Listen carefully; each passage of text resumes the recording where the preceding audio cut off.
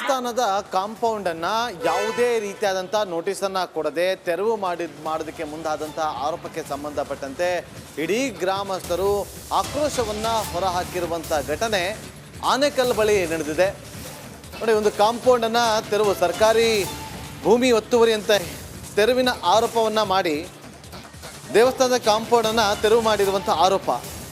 ಯಾವುದೇ ನೋಟಿಸನ್ನು ಕೊಡದೆ ಏಕಾಏಕಿ ತೆರವು ಮಾಡಿದ್ದಾರೆ ಅಂತೇಳಿ ಗ್ರಾಮಸ್ಥರು ರೊಚ್ಚಿಗೆದ್ದು ಅಧಿಕಾರಿಗಳ ವಿರುದ್ಧ ಪ್ರತಿಭಟನೆ ಮಾಡಿದ್ದಾರೆ. ಅತ್ತಿಮಲೆ ಪಟಾಲಮ್ಮ ಕೆರೆ ಬಳಿ ಇರುವಂಥ ಓಂ ಶಕ್ತಿ ದೇವಾಲಯದ ಕಾಂಪೌಂಡನ್ನು ತೆರವು ಮಾಡಿರುವ ಆರೋಪ ಕೇಳಿಬಂದಿದೆ. ದೇಗುಲ ತೆರವು ಮಾಡದಂತೆ ಪ್ರತಿಭಟನೆ ನಡೆಸಿದ್ದಾರೆ ಗ್ರಾಮಸ್ಥರು. ಸುಮಾರು 300 ವರ್ಷಗಳ ದೇಗುಲಕ್ಕೆ ಕಾಂಪೌಂಡ್ ಹಾಕಲಾಗಿತ್ತು, ಅದನ್ನು ತೆಗೆದಿದ್ದಕ್ಕೆ ಆಕ್ರೋಶವನ್ನು ಹೊರಹಾಕಿದ್ದಾರೆ.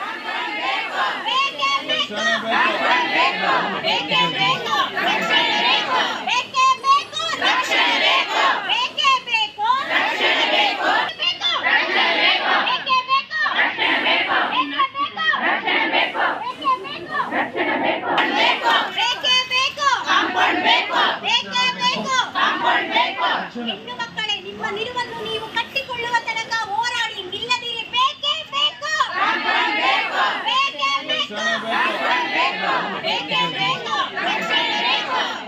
ಬೇಕು, ರಕ್ಷಣೆ ಬೇಕು, ಬೇಕೇ ಬೇಕು, ರಕ್ಷಣೆ ಬೇಕು, ಬೇಕು, ರಕ್ಷಣೆ ಬೇಕು, ಬೇಕೇ ಬೇಕು, ರಕ್ಷಣೆ ಬೇಕು, ರಕ್ಷಣೆ ಬೇಕು, ಬೇಕೇ ಬೇಕು, ರಕ್ಷಣೆ ಬೇಕು. ಮತ್ತಷ್ಟು ಮಾಹಿತಿಯನ್ನು ಕೊಡೋದಕ್ಕೆ ನಮ್ಮ ಆನೇಕಲ್ ಪ್ರತಿನಿಧಿ ನವೀನ್ ಈಗ ಫೋನ್ ಸಂಪರ್ಕದಲ್ಲಿದ್ದಾರೆ. ನವೀನ್, ಏನಿದು ಆರೋಪ? ನಾಗೇಂದ್ರ ಬಾಬು, ಅತ್ತಿಬೆಲೆ ಸಮೀಪದ ಪಟಾಲಮ್ಮ ಕೆರೆ ಪಕ್ಕದಲ್ಲಿರುವಂತಹ ಈ ಒಂದು ದೇವಸ್ಥಾನ ಏನಿತ್ತು, ಇದು 300 ವರ್ಷಕ್ಕೂ ಹಳೆಯ ದೇವಸ್ಥಾನ. ಈ ಒಂದು ದೇವಸ್ಥಾನಕ್ಕೆ ಸುತ್ತಮುತ್ತ ಪ್ರತಿದಿನ ಕುಡುಕ ಯುವಕರು ಏನಿರ್ಬೋದು ಅವರು ಇವರು ಬಂದು ಅಲ್ಲಿ ಸಾಕಷ್ಟು ಮದ್ಯಪಾನವನ್ನ ಮಾಡೋದು, ಅದೇ ಸಂದರ್ಭದಲ್ಲಿ ಪೂಜೆಗೆ ಬರುವಂತ ಯುವಕರಿಗೆ ಚುಡಾಯಿಸುವ ಒಂದಷ್ಟು ಕೆಲಸಗಳನ್ನ ಮಾಡಿರೋ ಮೇರೆಗೆ ಅಲ್ಲಿ ಸ್ಥಳೀಯರು ಅಂತಂದ್ರೆ ಆ ಒಂದು ದೇವಸ್ಥಾನಕ್ಕೆ ಬರೋರು ಎಲ್ಲರೂ ಸೇರಿ ಹಣ ಹೊಂದಿಸಿ ದೇವಸ್ಥಾನಕ್ಕೆ ಕಾಂಪೌಂಡ್ ಅನ್ನ ಹಾಕಿ ಭದ್ರತೆಯನ್ನ ಮಾಡ್ಕೊಂಡಿದ್ರು. ಆದ್ರೆ 2 ದಿನದ ಹಿಂದೆ ಅಲ್ಲಿನ ಸ್ಥಳೀಯ ಕಂದಾಯ ಇಲಾಖೆ ಅಧಿಕಾರಿಗಳು ಬಂದು ಇದು ಕೆರೆಗೆ ಸಂಬಂಧಪಟ್ಟ ಜಾಗ ಅಂತ ಹೇಳಿ ಆ ಒಂದು ಕಾಂಪೌಂಡ್ ಅನ್ನ ಒಂದು ಭಾಗವನ್ನ ಕೆಡೋದಕ್ಕೆ ಮುಂದಾಗ್ತಾರೆ. ಈ ಸಂದರ್ಭದಲ್ಲಿ ದೇವಸ್ಥಾನದ ಆ ಒಂದು ಕಾಂಪೌಂಡ್ ಏನು ಹಾಕಿದ್ರು ಅವರಿಗೂ ಮತ್ತು ಕಂದಾಯ ಇಲಾಖೆ ಅಧಿಕಾರಿಗಳಿಗೂ ಸಾಕಷ್ಟು ಗಲಾಟೆಗಳಾಗುತ್ತೆ. ಅರ್ಧವನ್ನ ಏನು ಒಡೆದು ಹಾಕಿದ್ರು ಅದನ್ನ ಸರಿಪಡಿಸಿಕೊಡ್ಬೇಕು. ಅಕ್ಕಪಕ್ಕದಲ್ಲಿ ಪಟಾಲಮ್ಮ ಕೆರೆ ಸುತ್ತಮುತ್ತ ಬೇರೆ ದೇವಸ್ಥಾನಗಳಿದೆ, ಅವರು ಕೂಡ ಕಾಂಪೌಂಡ್ ಅನ್ನ ಹಾಕಿದ್ದಾರೆ. ಜೊತೆಗೆ ಮನೆಗಳವರು ಕೂಡ ಸಾಕಷ್ಟು ಕೆರೆಯನ್ನ ಒತ್ತುವರಿ ಮಾಡ್ಕೊಂಡಿದ್ದಾರೆ. ಅವ್ರಿಗೆ ಯಾವುದೇ ತೊಂದರೆ ಕೊಡದೆ ಇಲ್ಲಿ ಸಾರ್ವಜನಿಕರು ಸಾಕಷ್ಟು ವರ್ಷಗಳಿಂದ ಏನು ಪೂಜೆಯನ್ನ ಮಾಡ್ಕೊಂಡಿದ್ದು ಯಾವ್ದಾದ್ರು ಟ್ರಸ್ಟ್ಗೆ ಅಂತ ಮಾಡ್ಕೊಂಡಿದ್ರೆ ಅದು ತಪ್ಪಾಗ್ತಾ ಇತ್ತು. ಆದ್ರೆ ನಾವು ದೇವಸ್ಥಾನಕ್ಕೋಸ್ಕರ ಈ ಒಂದು ಕಾಂಪೌಂಡ್ ಅನ್ನ ಸುರಕ್ಷತೆಯ ದೃಷ್ಟಿಯಿಂದ ಹಾಕೊಂಡಿದ್ದೀವಿ. ಓಂ ಶಕ್ತಿ ದೇವಸ್ಥಾನದಲ್ಲಿ ಬೆಳಗ್ಗೆ ಸಂಜೆ ಹಾಗೂ ಪ್ರತಿದಿನವೂ ಸಾಕಷ್ಟು ಪೂಜೆಗಳು ನಡೀತಾ ಇರ್ತದೆ. ಇಲ್ಲಿಂದ ದೇವಸ್ಥಾನಕ್ಕೂ ಕೂಡ ಸಾಕಷ್ಟು ಜನ ಹೋಗ್ತಾರೆ. ಆ ಒಂದು ಮಹಿಳೆಯರ ಸುರಕ್ಷತೆಯ ದೃಷ್ಟಿಯಿಂದ ಹಾಕೊಂಡಿದ್ದಂತ ಕಾಂಪೌಂಡ್ ಅನ್ನ ಏಕಾಏಕಿ ಒಡೆದು ಹಾಕಿರೋದ್ರಿಂದ ಈಗ ಆ ಒಂದು ಸ್ಥಳೀಯ ಅಂತಂದ್ರೆ ಅಲ್ಲಿ ಅಕ್ಕಪಕ್ಕದಿಂದ ಬಂದು ಏನು ಪ್ರತಿದಿನ ಪೂಜೆ ಮಾಡ್ತಾ ಇದ್ರು ಅವರೆಲ್ಲರೂ ಕೂಡ ಈಗ ರೊಚ್ಚಿಗೆದ್ದು ನಿನ್ನೆ ಪ್ರತಿಭಟನೆಯನ್ನು ಮಾಡಿದ್ರು. ಇವತ್ತು ಕೂಡ ಸ್ಥಳದ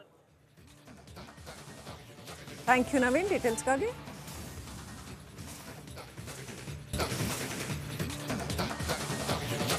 ಮೂಡಾ ಸೈಟ್ ಹಂಚಿಕೆ ಹಗರಣಕ್ಕೀಗ ಬಿಗ್ ಟ್ವಿಸ್ಟ್ ಲಭ್ಯವಾಗ್ತಾ ಇದೆ. HD ಕುಮಾರಸ್ವಾಮಿ ದಳಪತಿ ಇಡೀ ಪ್ರಕರಣಕ್ಕೆ ಬಿಗ್ ಟ್ವಿಸ್ಟ್ ತಂದಿದ್ದಾರೆ.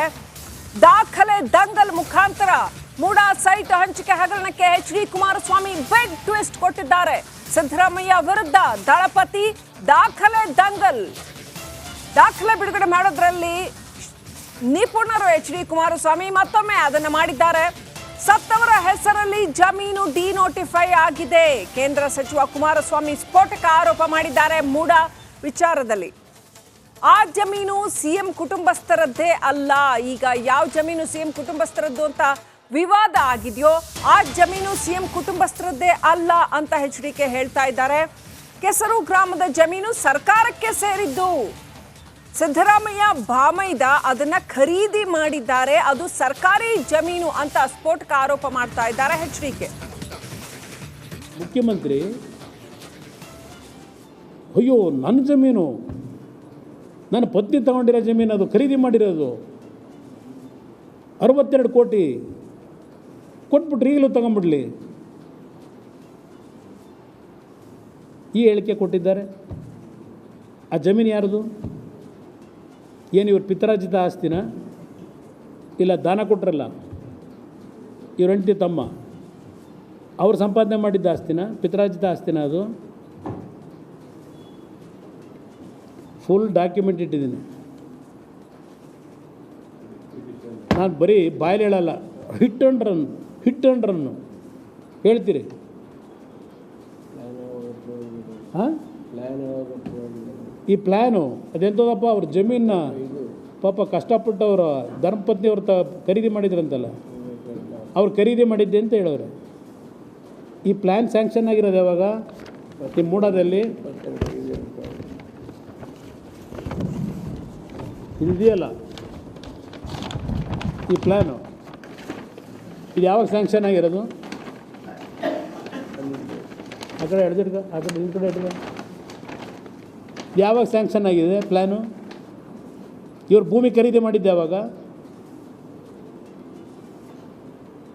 ಮೂಡಾದವರು ಸೈಟ್ ಮಾಡಿ, ಸೈಟು 10-15 ಹಂಚಿ ಪಾರ್ಕ್ ಮಾಡಿ, ಇದೆಲ್ಲ ಆದಮೇಲೆ ಇಲ್ಲ ಸರ್ಕಾರವೇ ತಳ್ಕೊಳಕ್ಕಾಗೈತೆ ಬ್ರದರ್, ಇನ್ನು ಇದು ಪ್ಲ್ಯಾನ್ ತಳ್ಕೊಳಕ್ಕಾಗದೇ ಇರ್ತದ? ಈ ಪ್ಲ್ಯಾನ್ ಸ್ಯಾಂಕ್ಷನ್ ಆಗಿದ್ದೆ ಯಾವಾಗ? ಇವ್ರು ಭೂಮಿ ಖರೀದಿ ಮಾಡಿರೋದು ಯಾವಾಗ? ಕನ್ವರ್ಷನ್ ಮಾಡಿದ್ದೆ ಯಾವಾಗ? ಮುಖ್ಯಮಂತ್ರಿಗಳೇ 1992 ಫಸ್ಟ್ ಪ್ರಿಲಿಮಿನರಿ ನೋಟಿಫಿಕೇಷನ್ ಆಯಿತು. ಪ್ರಿಲಿಮಿನರಿ ನೋಟಿಫಿಕೇಷನ್ ಮೂಡ ಅಕ್ವೈರ್ ಮಾಡಿದ್ರು. ಅಲ್ಲಿ ಬಡಾವಣೆ ನಿರ್ಮಾಣ ಮಾಡಲಿಕ್ಕೆ 92ರಲ್ಲಿ ಅಕ್ವೈರ್ ಮಾಡಿದ್ರು ಮೂಡ. 97ರಲ್ಲಿ ಫೈನಲ್ ನೋಟಿಫಿಕೇಷನ್ ಆಯಿತು. 92ರದು ಪ್ರಿಲಿಮಿನರಿ ನೋಟಿಫಿಕೇಷನ್ನು, 97 ಫೈನಲ್ ನೋಟಿಫಿಕೇಷನ್ ಆಯಿತು. ಅದ್ಯಾರೋ ನಿಂಗಾ ವರ್ಸಸ್ ಅದಂತೂ ನಿಂಗಾ ಬಿನ್ ಜವರಾಯ ಆಲಿಯಾಸ್ ಜವರ, ಅವರ ಅಕೌಂಟಿಗೆ 3,26,000 ರೂಪಾಯಿನ 24,000ನ ಭೂಮಿ ಅಕ್ವೈರ್ ಮಾಡ್ಕೊಂಡಿದ್ದಕ್ಕಂಥ ಹಿನ್ನೆಲೆಯಲ್ಲಿ ಕೋರ್ಟ್ಗೆ ಹಣ ಕಟ್ಟಿದ್ದಾರೆ. ಆ ಪ್ರಾಪರ್ಟಿ 3 ಎಕರೆ 16 ಗುಂಟೆ, ಅದಕ್ಕೆ ದುಡ್ಡು ಜಮಾ ಆಗಿದೆ. ಮುಖ್ಯಮಂತ್ರಿಗಳೇ 98ಕ್ಕೆ ಡಿನೋಟಿಫಿಕೇಷನ್ ಮಾಡ್ಕೊಂಡಿದ್ದೀರಿ. ಈ ಅವಧಿಯಲ್ಲಿ ನೀವು ರಾಜ್ಯದ ಗೌರವಾನ್ವಿತ ಉಪಮುಖ್ಯಮಂತ್ರಿಗಳು. ಈ ಒಂದು ಪ್ರಕರಣ ನಡೆದಾಗ ಈ ನಿಂಗ ಉರುಫ್ ಜವರ ಯಾವಾಗ ತೀರ್ಕೊಂಡು ಹೋಗಿದ್ದಾರೆ ಅನ್ನೋದನ್ನು ಸ್ವಲ್ಪ ಜನಗಳ ಮುಂದೆ ಇಡ್ತೀರಾ? ಯಾವಾಗ ತೀರ್ಕೊಂಡ್ರವರು? ಈ ಬಗ್ಗೆ ಇನ್ನಷ್ಟು ಮಾಹಿತಿ ಪಡ್ಕೊಳ್ಳೋಣ. ನನ್ನ ಸಹೋದ್ಯೋಗಿ ರಂಜಿತ್ ಶಿರಿಯಾರ್ ನೇರ ಸಂಪರ್ಕದಲ್ಲಿದ್ದಾರೆ. ರಂಜಿತ್, ಬಹಳ major twist H D Kumaraswamy ಕೊಟ್ಟಿದ್ದಾರೆ ಇಡೀ ಹಗರಣಕ್ಕೆ. ಮೂಲತಃ ಆ ಜಮೀನು ಅದು ಸರ್ಕಾರದ್ದು, ಅದನ್ನು ಖರೀದಿ ಮಾಡಿದ್ರು ಇವರು ಅನ್ನುವಂಥದ್ದು. ಸೊ ಹಗರಣಕ್ಕೆ ಇನ್ನೊಂದು ದೊಡ್ಡ ಟ್ವಿಸ್ಟ್. ಏನೆಲ್ಲ ಹೇಳಿದ್ರು, ಏನೆಲ್ಲ ಡಾಕ್ಯುಮೆಂಟ್ಸ್ ಪ್ರೊಡ್ಯೂಸ್ ಮಾಡಿದ್ರು, ಇದರ ಪರಿಣಾಮ ಏನಿರುತ್ತೆ ರಂಜಿತ್? ಅಧಿಕಾರಿ ಕೂಡ ಏನನ್ನು ಕೂಡ ಮಾಡೋದಕ್ಕೆ ಬರೋದಿಲ್ಲ. ಇಲ್ಲೂ ಕೂಡ ಅದೇ ಆಗಿರುವಂಥದ್ದು. ನಾಗೇಂದ್ರ ಅವರು ಪಕ್ಕಾ ಸೂಚನೆಯನ್ನು ಕೊಡೋದು. ಅದು ಒಂದು ರೀತಿಯಲ್ಲಿ ಆ ಬ್ಯಾಂಕ್ನ MG ರೋಡ್ಗೆ ಒಂದು ವರ್ಗಾವಣೆ ಆಗುತ್ತಲ್ಲ, ಬ್ಯಾಂಕ್ ಅಕೌಂಟ್ ವರ್ಗಾವಣೆ ಆಗುತ್ತಲ್ಲ, ಆ ವರ್ಗಾವಣೆ ಆದಾಗಿನಿಂದ ಹಿಡಿದು ಇಲ್ಲಿಯವರೆಗೂ ಕೂಡ ED ಅಧಿಕಾರಿಗಳು ಮಾಹಿತಿಗಳನ್ನು ಸಂಗ್ರಹಿಸಿದ್ದಾರೆ. ಆ ಒಂದು ಬ್ಯಾಂಕ್ಗೆ 89 ಕೋಟಿ ಹಣದಷ್ಟು ಅಲ್ಲಿ 2 ಅಕೌಂಟ್ಗಳಿಗೆ ಅಲ್ಲಿಗೆ ವರ್ಗಾವಣೆಗೆ, ಅಲ್ಲಿಂದ 2 ಅಕೌಂಟ್ಗಳಿಗೆ ವರ್ಗಾವಣೆ ಆಗಿರುವಂಥದ್ದು. ಆ ಒಂದು ಅಕೌಂಟ್ ಡೀಟೇಲ್ಸ್ ಸಮೇತವಾಗಿ ಅಲ್ಲಿ ಅವರು ತಮ್ಮ ರಿಮೈಂಡ್ ಕಾಪಿಯಲ್ಲಿ ಉಲ್ಲೇಖವನ್ನು ಕೂಡ ಮಾಡಿದ್ದಾರೆ. ಅಷ್ಟೇ ಅಲ್ಲದೆ ಶ್ರುತಿ ನೋಡಿ, 2 ದಿನಗಳ ಕಾಲ ಅಂದರೆ ಸುಮಾರು 45 ಗಂಟೆ ಕಾಲ ನಾಗೇಂದ್ರ ಅವರ ನಿವಾಸದಲ್ಲಿ ಬಿಡುಬಿಟ್ಟಿದ್ದಂತಹ ED ಅಧಿಕಾರಿಗಳು ಮಹತ್ವದ ಮಾಹಿತಿಗಳನ್ನು ಸಂಗ್ರಹಿಸಿದ್ದಾರೆ, ಮಹತ್ವದ ಸಾಕ್ಷಿಗಳನ್ನು ಕೂಡ ಕಲೆ ಹಾಕಿದ್ದಾರೆ.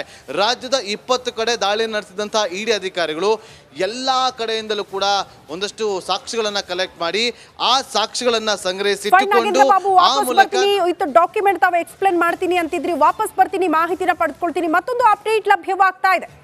ನಿರಂತರವಾಗಿ ರಿಪಬ್ಲಿಕ್ ಈ ವಾಲ್ಮೀಕಿ ನಿಗಮದಲ್ಲಿ ಆಗಿರುವ 187 ಕೋಟಿ ಅಕ್ರಮ ಹಣ ವರ್ಗಾವಣೆ ವಿಚಾರಕ್ಕೆ ಸಂಬಂಧಪಟ್ಟಂತೆ ಎಕ್ಸ್ಕ್ಲೂಸಿವ್ ಮಾಹಿತಿಯನ್ನು ನಿಮ್ಮ ಮುಂದೆ ಇಡ್ತಾ ಇದ್ದೀವಿ. ನಾಗೇಂದ್ರ ಮನೆಯಿಂದ ಮಹತ್ವದ ದಾಖಲಾತಿಗಳನ್ನು ವಶಕ್ಕೆ ಪಡೆದುಕೊಂಡಿದ್ದಾರೆ ED ಅಧಿಕಾರಿಗಳು. ಎಲೆಕ್ಟ್ರಾನಿಕ್ ಉಪಕರಣಗಳು ಸೇರಿದಂತೆ ಹಣ ಲೂಟಿಯ ಸೂತ್ರಧಾರಿಯೇ ಬಿ ನಾಗೇಂದ್ರ.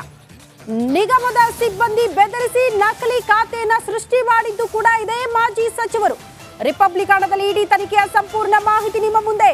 ನಾಗೇಂದ್ರ ಮನೆಯಿಂದ ಮಹತ್ವದ ದಾಖಲಾತಿಗಳನ್ನು ವಶಕ್ಕೆ ಪಡೆದುಕೊಂಡಿದ್ದಾರೆ. ಸುಖಾಸುಮ್ಮನೆ ED ಎಂಟ್ರಿ ಆಗುತ್ತೆ, ED ಪಡೆದುಕೊಳ್ಳುತ್ತೆ ಅಂದ್ರೆ ಅದರ ಅರ್ಥ ಇಲ್ಲೇನೋ ಅಕ್ರಮ ಆಗಿದೆ, ಇವರ ಪಾತ್ರ ಬಹುದೊಡ್ಡದು ಅನ್ನೋದರ ಆಧಾರದ ಮೇಲೆ ಅವರನ್ನ ವಶಕ್ಕೆ ಪಡೆದುಕೊಂಡಿದ್ದಾರೆ ಇಡಿ ಅಧಿಕಾರಿಗಳು. ಈ ಬಗ್ಗೆ ಮತ್ತಷ್ಟು ಡೀಟೇಲ್ಸ್ ಅನ್ನು ಕೊಡೋದಕ್ಕೆ ನಾಗೇಂದ್ರ ಬಾಬು ಲೈವ್ ಅಲ್ಲೇ ಜಾಯ್ನ್ ಆಗಿದ್ದಾರೆ. ಮತ್ತೊಂದು ಕಡೆ ಸುನಿಲ್ ಕೂಡ